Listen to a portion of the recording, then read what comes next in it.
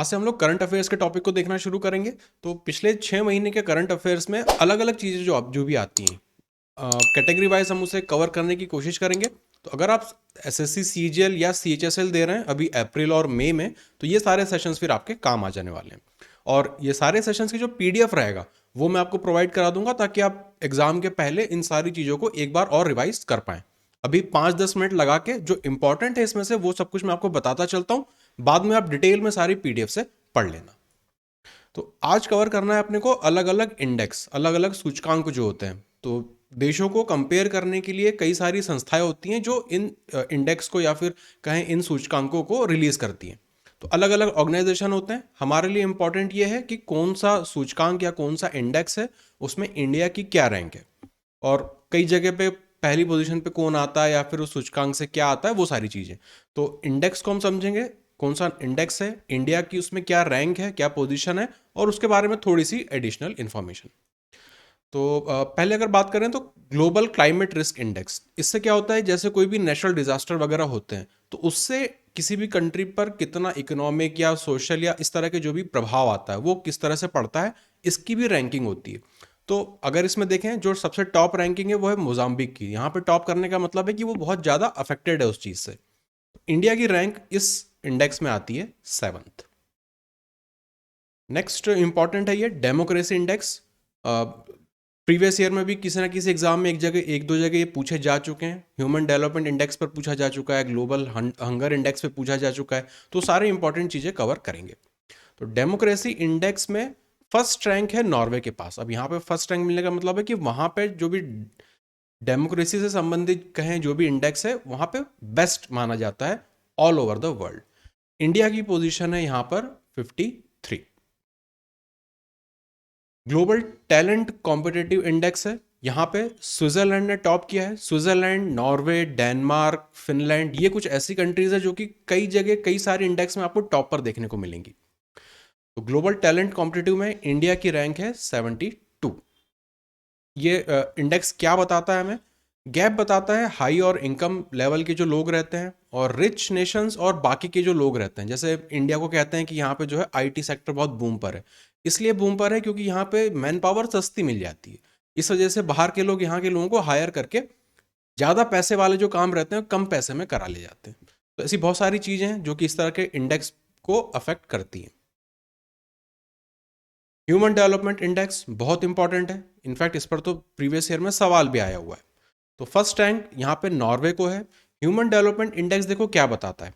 3-4 चीज़ें इसमें कवर होती है। एक तो होता है कि लॉन्ग एंड हेल्दी लाइफ, कि आपकी लाइफ की लॉन्गेविटी कितनी है, आप वहाँ के लोग कितने सालों तक जी पाते हैं। इसका मतलब होता है कि हेल्थ इंफ्रास्ट्रक्चर अच्छा है वहाँ पे, बाकी चीज़ें हेल्थ पर बहुत ध्यान दिया जाता है, वो सब कुछ। दूसरा नॉलेज, या फिर कह सकते हैं कि थोड़ा सा एजुकेशन वाले सेक्टर पे। और दूसरा standard of living.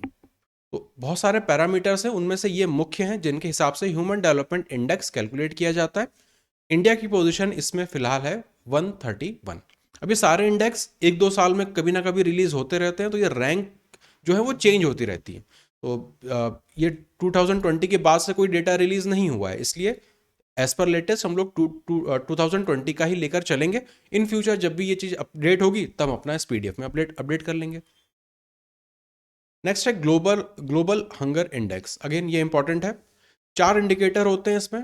Under nourishment देखा जाता है, चाइल्ड वेस्टिंग कि बच्चों पे खाना न्यूट्रिशंस फूड उन्हें मिल रहा है कि नहीं मिल रहा, वो सारी चीज़ें। स्टंटिंग, जब बच्चों को अच्छे से खाना वगैरह न्यूट्रिशियस फूड नहीं मिलता है तो उनकी ग्रोथ में रुकावट होती है, वो कहलाता है चाइल्ड स्टंटिंग। और चाइल्ड मोर्टेलिटी, 5 साल से कम बच्चों की जो डेथ रेट होती है वो सब कुछ खाने वगैरह की वजह से ना, न्यूट्रिशियस फूड ना मिलने की वजह से, वो कहलाता है ग्लोबल हंगर इंडेक्स। अब यहाँ पे इंडिया की पोजीशन है 101, मतलब बहुत खराब, हम लोग काफ़ी पीछे हैं बाकी सारी कंट्रीज से। इसी से जुड़ा हुआ है ग्लोबल फूड सिक्योरिटी इंडेक्स। यहाँ पर हमारी पोजीशन है 71st। हैप्पीनेस इंडेक्स ये अभी बिल्कुल रिसेंटली 1-2 दिन पहले ही रिलीज हुआ था, लेटेस्ट 2021 वाली रिपोर्ट। तो यहाँ पर हमारी फिलहाल पोजीशन है 136। पिछले साल हमारी पोजीशन थी 139, तो 3 रैंक का यहाँ पे थोड़ा सा सुधार हुआ है। फर्स्ट रैंक यहाँ पे अगेन आ रहा है फिनलैंड। तो फिनलैंड, डेनमार्क, स्विट्जरलैंड, ये कुछ ऐसी कंट्रीज है जो कि ज़्यादातर अच्छे वाले जो यहाँ पे इंडेक्स है उन सब में वो टॉप करते हैं। फिर है हेनले पासपोर्ट इंडेक्स, ये भी इंपॉर्टेंट माना जाता है। ये हमें ये बताता है कि किस कंट्री का पासपोर्ट बहुत पावरफुल है। पावरफुल होने का मतलब कि वहाँ के लोगों को दूसरे देशों में ट्रैवल करने के लिए बहुत सारे रेस्ट्रिक्शंस का सामना नहीं करना पड़ता। वीज़ा की रिक्वायरमेंट जो होती है वो बहुत आसान होती है। कहने का मतलब उनको आसानी से अप्रूवल मिल जाता है। तो जितनी अच्छी रैंक उतना पावरफुल उस कंट्री का पासपोर्ट माना जाएगा। तो जापान और सिंगापुर टॉप पर हैं इसमें। मतलब यहाँ के लोग बाकी की दुनिया के किसी भी देश में आसानी से ट्रैवल कर सकते हैं, वहाँ जाके काम कर सकते हैं, जो भी चीज़ें वो करना चाहें। इंडिया की पोजीशन इसमें है 90। टैलेंट कॉम्पिटिटिव इंडेक्स 72 हमारी रैंक है इसमें। और नेक्स्ट है ईज ऑफ डूइंग बिजनेस। ये भी इंपॉर्टेंट माना जाता है कि किसी भी देश में कोई बिजनेस स्टार्ट करना, फैलाना वो कितना आसान है। तो अगर ईज ऑफ डूइंग बिजनेस में अच्छी आपकी रैंकिंग है, इसका मतलब है कि ज़्यादा से ज़्यादा लोग चाहेंगे कि आपके देश में आके वो बिजनेस करें, इंडस्ट्री लगाएं, प्लांट लगाएं, ये सब कुछ। तो फर्स्ट रैंक आता है न्यूजीलैंड की ईज ऑफ डूइंग बिजनेस के मामले में। न्यूजीलैंड बेस्ट है। हमारा पोजीशन है यहाँ पे 63। करप्शन परसेप्शन इंडेक्स देखा जाता है कि करप्शन को लेके लोगों का क्या परसेप्शन है, वो कितना मानते हैं कि उनके देश में करप्शन फैला हुआ है। तो फर्स्ट रैंक है न्यूजीलैंड और डेनमार्क। यहाँ फर्स्ट रैंक का मतलब है कि बेस्ट है, मतलब यहाँ पे करप्शन जो है वो लीस्ट है। और इंडिया की पोजीशन इसमें है 86। वर्ल्ड प्रेस फ्रीडम इंडेक्स, इसको लेकर अभी रिसेंटली बहुत बवाल मचा था कि हमारी रैंकिंग जो प्रेस फ्रीडम में है वो गिरती ही चली जा रही है। बेस्ट अगर देखें तो वो है नॉर्वे कंट्री। वहाँ पे मतलब प्रेस जो है, अपना जो मीडिया वगैरह है वो बहुत अच्छे से काम कर पाते हैं, उन पर कोई बाउंडेशन नहीं होता, कोई प्रेशर नहीं होता, तो इसलिए उनको फर्स्ट रैंक दिया गया है। और हमारी पोजीशन देखिए, हम है 142 पे, और ये प्रेस फ्रीडम इंडेक्स हमारा लगातार गिरता जा रहा है। ग्लोबल पीस इंडेक्स में फर्स्ट है आइसलैंड और हमारी पोजीशन है वहाँ पे 135। Terrorism index, global terrorism index important है कि कौन से देश हैं जो कि टेररिस्ट एक्टिविटीज की वजह से काफी ज्यादा अफेक्टेड है। तो आप देखेंगे फर्स्ट रैंक यहाँ पे अफगानिस्तान को लेकर है। अभी रिसेंटली आपने सब देखा था वहां पे कितनी ज्यादा हलचल मची हुई थी। हमारी पोजीशन यहाँ पे 8th है। 8th आने का मतलब है कि हम लोग भी काफी अफेक्टेड हैं टेररिज्म से।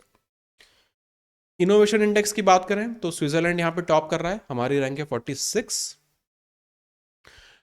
कुछ लोकल जो हमारे इंडिया लेवल पे कुछ इंपॉर्टेंट इंडेक्स निकलते हैं जो कि स्टेट्स को कंपेयर करने के काम आते हैं, उनकी बात कर लें तो गुड गवर्नेंस इंडेक्स जो है वहाँ पे अलग अलग कैटेगरीज के हिसाब से ग्रुप ए में गुजरात ने टॉप किया, ग्रुप बी में मध्य प्रदेश, नॉर्थ ईस्टर्न और हिली स्टेट्स में हिमाचल प्रदेश और यूनियन टेरिटरीज में दिल्ली। नीति आयोग हर साल अपना हेल्थ इंडेक्स निकालता है कि कौन से ऐसे स्टेट्स हैं जो कि अपने सब्जेक्ट्स पर काफ़ी खर्च कर रहे हैं हेल्थ इंफ्रास्ट्रक्चर को लेकर। तो लार्जेस्ट स्टेट्स के कैटेगरी में केरला यहाँ पर टॉप पर है, मतलब वहाँ का जो हेल्थ इंफ्रास्ट्रक्चर है, जो भी फैसिलिटीज़ है वो बेस्ट है। स्मॉलर स्टेट्स में मिजोरम यहाँ पर टॉप पर है और यूनियन टेरिटरीज में दादर एंड नागर हवेली और दमन एंड दीव। इसी से जुड़ी हुई चीज़ें हैं हमारी स्वच्छता सर्वेक्षण, हर साल ये होता है। तो अगर क्लीनेस्ट सिटी की बात करें तो अलग अलग कैटेगरी के हिसाब से यहाँ पे हैं, कुछ कैटेगरी स्टेट्स के लिए हैं, कुछ सिटीज़ के लिए हैं। तो अगर 1 लाख से ज़्यादा की पॉपुलेशन कैटेगरी वाली सिटीज़ की बात करें तो वहाँ पर इंदौर टॉप पर है, और इंदौर लगातार 5 बार ये अवार्ड जीत चुका है। अभी 6th जो सर्वेक्षण होना है वहाँ पर देखने लायक रिजल्ट होगा कि इंदौर ही टॉप पर रहेगा या बाकी कोई दूसरी सिटी से ओवरटेक करेगी। वहीं पर अगर 1 लाख से कम पॉपुलेशन की कैटेगरी की बात करें तो वीटा करके जगह है महाराष्ट्र में, वो यहाँ पर टॉप की है इस कैटेगरी के अंदर। तो स्वच्छता सर्वेक्षण में भी अलग अलग कैटेगरीज हैं, पॉपुलेशन के हिसाब से कैटेगरी है, फिर आपके स्टेट को कंपेयर करने की अलग कैटेगरीज हैं। बेस्ट गंगा टाउन वाराणसी को मिला है, क्लीनेस्ट कैंटोनमेंट अहमदाबाद है। फास्टेस्ट मूवर का मतलब है कौन सा ऐसा स्टेट या कौन सा अपना ऐसा सिटी या फिर टाउन है जिसने पिछले अपने परफॉर्मेंस के मुकाबले अब तेजी से प्रोग्रेस किया है। तो होशंगाबाद मध्य प्रदेश में है, ये फास्टेस्ट मूवर की कैटेगरी में आया है, मतलब यहाँ पे इंप्रूवमेंट काफी अच्छा दिख रहा है। क्लीनेस्ट स्टेट्स की बात करें तो मोर देन 100 यूएलबी होता है अर्बन लोकल बॉडी, जैसे नगर निगम हो गया, ये सब कुछ।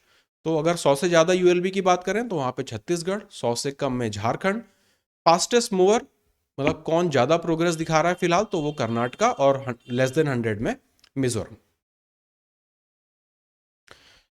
स्वच्छता से जुड़ी अगेन पॉल्यूशन की बात हो रही है तो मोस्ट पॉल्यूटेड सिटीज की लिस्ट निकली थी, जहां पे पूरी दुनिया की 10 मोस्ट पॉपुलेटेड सिटीज का एक लिस्ट निकाली गई थी। किसने निकाला था? तो Swiss based air quality company है जिस IQ एयर नाम है उसका। तो आप देखेंगे फर्स्ट पे था होटान, चाइना की सिटी है, और उसके बाद लगातार इंडिया की 9 सिटीज़ हैं जो कि टॉप 10 पॉल्यूटेड सिटीज़ में उनका नाम आ रहा है। तो इतना खराब हालत है हमारे यहाँ पे अभी पॉल्यूशन की, मतलब आप सोच सकते हो वर्ल्ड लेवल पे हमारी ये हालत है कि चाइना को छोड़ दें उसकी केवल एक सिटी, बाकी सारी 9 की 9 सिटी हमारे देश की है। तो इसकी सारी की पीडीएफ बना के मैं आपको दे दूंगा, आप एग्जाम से पहले एक बार इसे रिवाइज कर सकते हैं। ये जो ऊपर इंडेक्स वगैरह हैं, इस पे बेस्ड सवाल लगभग लगभग हर साल दिखता ही दिखता है। तो इनमें से जितने इंपॉर्टेंट हैं, अगर सारे याद रखें से तो बेटर है। जरूरी नहीं कि उसमें किसने टॉप किया वो आपको जानना हो। इंडिया की रैंक ज़्यादातर अभी तक तो जो देखने को मिला है वो पता चला है कि कोई भी इंडेक्स होता है उसमें इंडिया की रैंक पूछी जा रही थी। तो आप ये देख सकते हैं, अगर आपके पास टाइम है तो आप ये भी याद रख सकते हैं कि उस पर्टिकुलर इंडेक्स में टॉप पर कौन था। ये सारी लिस्ट पीडीएफ के फॉर्मेट में मैं टेलीग्राम ग्रुप पे अपलोड कर दूंगा। लिंक मैं वीडियो के डिस्क्रिप्शन में दे दूंगा, आप वहां से इसे डाउनलोड कर सकते हैं और एग्जाम के पहले इजीली फिर इसे रिवाइज भी कर पाएंगे।